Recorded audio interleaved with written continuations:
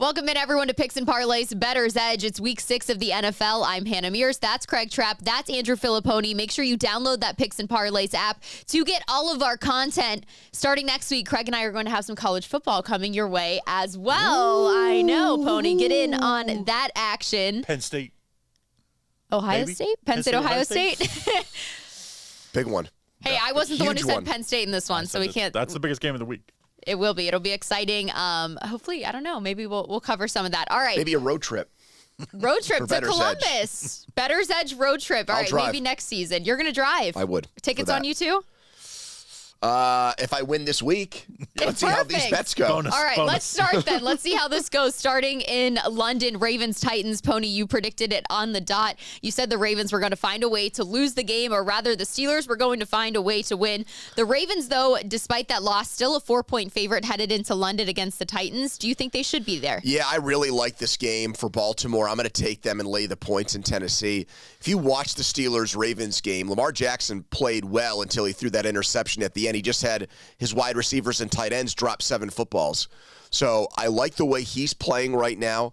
And I think John Harbaugh did the right thing. We see so many different teams handle the London game differently. They went on a Friday a few years ago and got drubbed. They gave up 44 points. Right after they lost the game to the Steelers, they went to London. We saw the Bills get there late. They were sleepwalking. I think Baltimore's travel strategy helps. And I think in a matchup of similar teams, I think they're better at what the Titans do, and they're going to win the game by more than 4. I've actually been a little bit surprised in Lamar Jackson this year and how well he's been passing the ball. And I know that's a low mark at some point for him. Completion percentage so high. Yes, completion percentage is up. I'm going to look at his passing yards in this one. I'm not sure. This game feels a little bit like a trap to me over in London, so I'm not comfortable looking at these sides. Right now, on a Wednesday, I've seen this total at 221.5 passing yards. Take Lamar Jackson over this. He's looked a lot more comfortable in this new system, for one. And then the Titans have given up, though. This is why I really like this. The Titans have given up, on average, 240 passing yards per game to opposing quarterbacks. I think Lamar could really hit this over and expose their defense a bit. I also think the Ravens, for once, kind of look better in the pass than maybe the run at the moment. So take them to expose the Titans' defense with the pass. Craig, where do you lean in this London game? Well, I'm going to go opposite of Pony here, and it's, I wish this game was in Tennessee, because Tennessee at home is just a different team. Of course, you give up a home game to go to London for the Titans. That's a tough spot, but I just think the Ravens, they don't score easily. I know that it's like, when you watch it, they look better passing, but then all of a sudden they can't run the ball, and I just think this is not a great. I just don't think the Ravens are that good, to be very honest. We saw it last week in Pittsburgh. Tennessee, we've seen them play really good in spots. The win against the Chargers, now granted it was home. Win against Cincinnati, granted it was home. But I got to think Tennessee keeps this. I see 4. I even see some 4.5, so you might want to search around. If you do like the Titans like me, I'm going to take the Titans plus the points. A team who has been scoring easily, the San Francisco 49ers. They are favored by 5.5, headed into Cleveland. The total sitting around 37.5. I'll tell you what I like in this game first. The San Francisco 49ers, 5.5. I do like that number. They're beating teams by an average of 19.8 points per game. So that 5.5 seems very minuscule when you look at it from that perspective. They have yet to score under 30 points as well. So I find it very hard to believe that they can't go into Cleveland, take this momentum with them. And truthfully, I don't see a weakness with this team. Whether you're airing the ball out to Deebo Samuel, Brandon Ayuk, or having Christian McCaffrey on the run, then you've got the defensive side of things. I think the Niners are just a little bit unstoppable at the moment. To say they can't win by at least a touchdown, I don't see it's not possible, Pony. You're looking at me like I'm crazy. What do you like in this one? Well, there's been this trend this year where the hot team gets cooled off the following week. So let's go back a couple of weeks. Miami scores 70 points. Then they go into Buffalo, and they get beat by 4 touchdowns. Okay, now the Bills are the it team. They go to Jacksonville, or they go to London to play Jacksonville. They lose that game and don't look good in the process. San Francisco just scored the biggest win of the season. They beat the Cowboys 42-10. I actually think this is a letdown spot for them. It looks like at the time of this conversation that P.J. Walker is going to be the Browns quarterback. That doesn't inspire a lot of confidence in me, but I think that'll keep Cleveland true to their identity, which is play great defense and run the football with Jerome Ford. I could just see coming to Cleveland early game, this being one where San Francisco has to gut it out late. It hasn't happened all year. They've been crushing opponents, as Hannah said. I think this will be close. I'm going to take Cleveland. They don't have to crush them to win, though. They only have to win by 2 field goals to cover that. I mean, they don't have to have a 20-point win margin in this one, but fair enough. I can see the argument for the Browns. Craig, are you on his side? You going over there in Ohio? No. First of all, I hate Cleveland. You're from Cincinnati. That's like your, mortal enemy, which I'm surprised. Pittsburgh is, Cleveland's mortal enemy at number 2, I guess. But I just think this is a different San Francisco team that's playing with a chip on their shoulder. When you have a quarterback that was Mr. Irrelevant, he's not forgetting where, he's the probably the best quarterback right now playing. As far as performance, yet he's the lowest paid starting quarterback, and he's playing like he has a chip on his shoulder. I think this team just keeps it going. The whole quarterback situation with Watson, was cleared, didn't play last game, hasn't practiced all week, now not going to play even though he's been cleared again.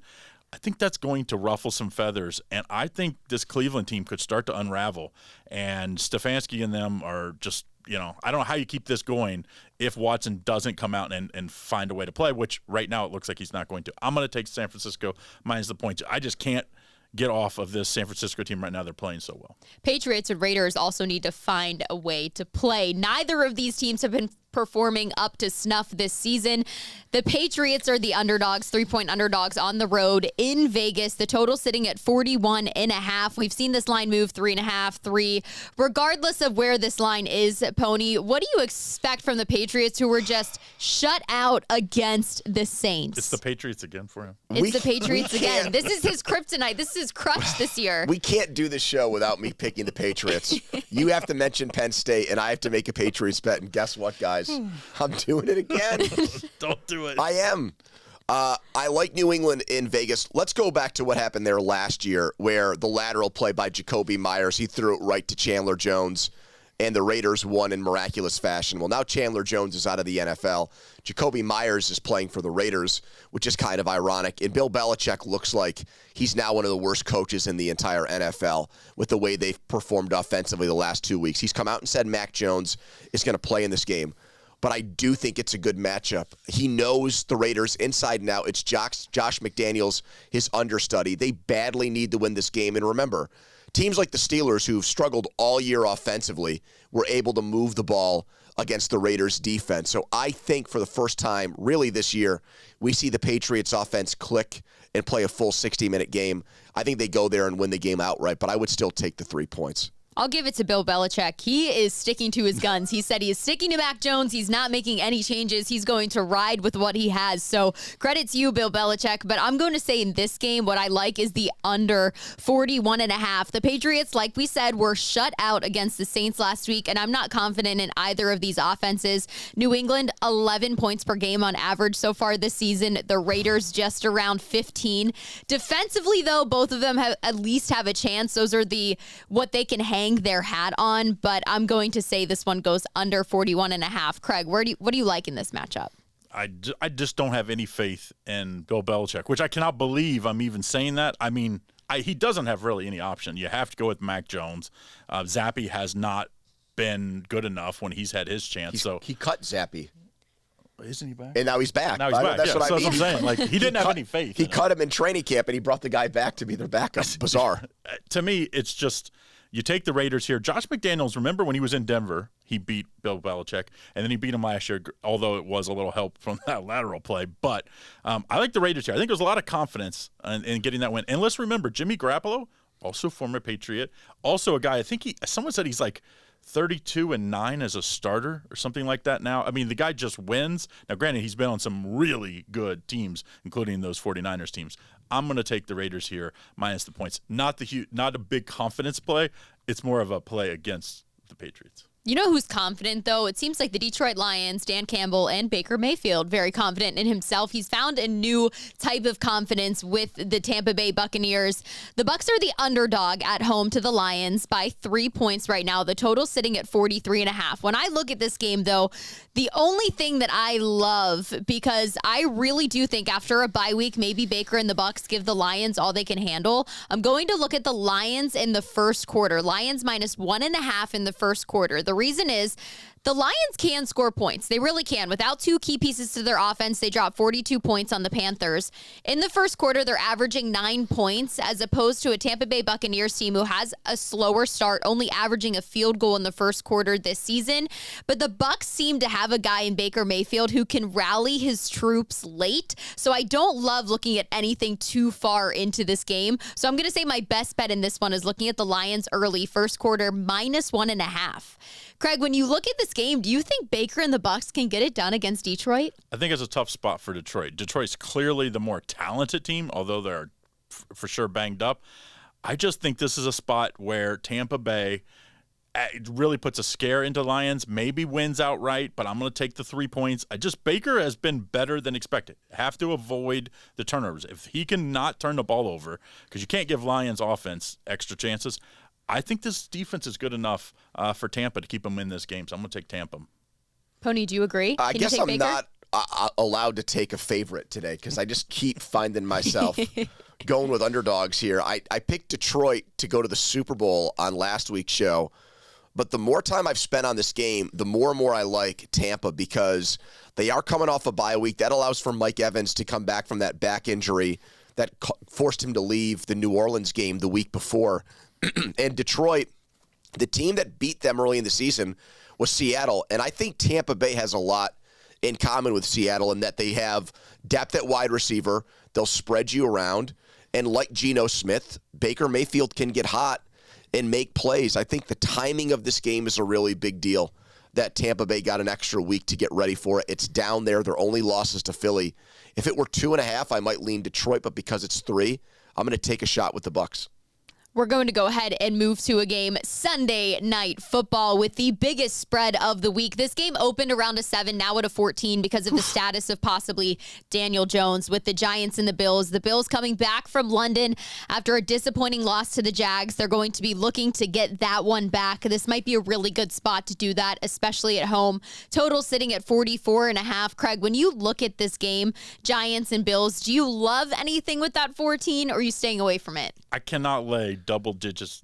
Like 10 is tough for me. 14 is like ridiculous. 2 touchdowns, right? I just can't for the full game. I think the much safer play, the Bills are going to be upset the way they played the first 3 quarters against Jacksonville.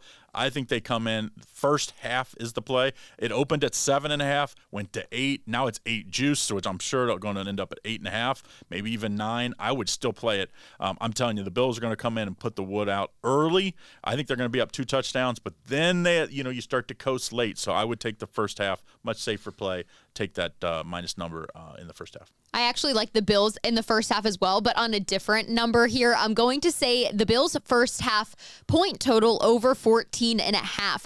I too think they're going to be coming out hot at home, and they have been this season. 26 points per game on average at home, but here's the kicker in this. They're averaging 17.5 first half points at home this season. That's a big number. So I'm going to say they can come out hot against the Giants. They can get over this 14.5 number.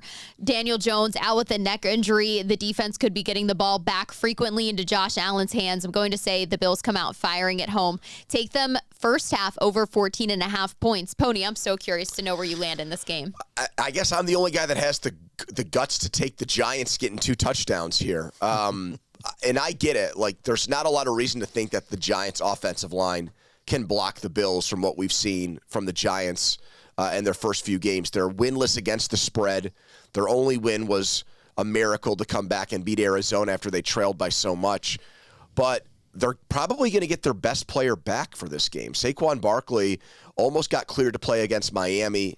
They held him out an extra week. I'm guessing he plays in this game, and I don't know. I'm just maybe hoping that Tyrod Taylor doesn't turn the ball over as much as Daniel Jones, and that allows for it to be a closer game. And heck, maybe Josh Allen's the guy that gets reckless and turns the ball over a couple times. The Bills have already lost in the Meadowlands this year. I think they win again, but I think it'll be closer than the experts think.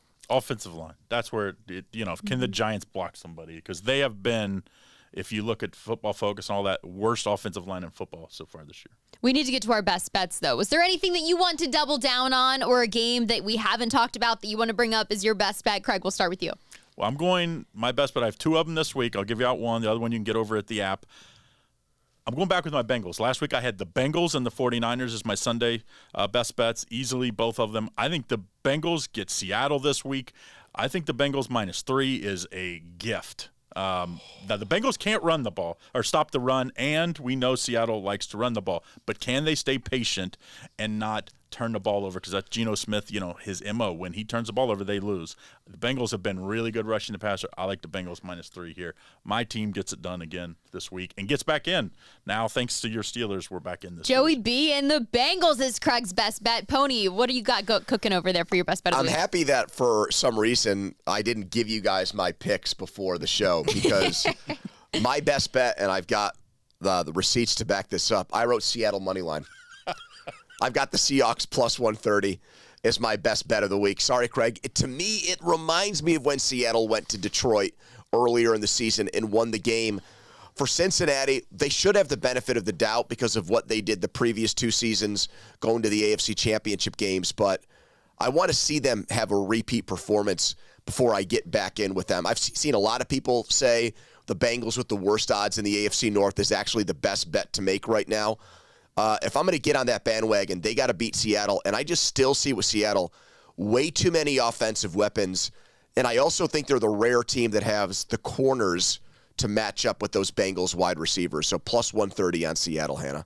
I love that this ended up You being want to break how the tie? that went. Let's go. I would love to break the tie, but I'm just going to go ahead and double down here on just because I'm going to let you guys battle that one out. I'm just going to go ahead and double down on the fact that I really do think I would take the Buffalo Bills over 14.5 in the first half. I think Josh Allen's going to be airing the ball out. They're going to find the end zone a lot at home. And then we'll see if Saquon Barkley and the Giants can rally back if he does play. This is Picks and Parlays Bettors Edge. We're here on a weekly basis with a ton of content. Make sure you download that Picks and Parlays app as well. We've got some college football content coming your way soon. There's a ton over on the app, though, you don't want to miss. I'm Hannah Mears. That's Craig Trapp. That's Andrew Fillipponi, and we'll see you next time.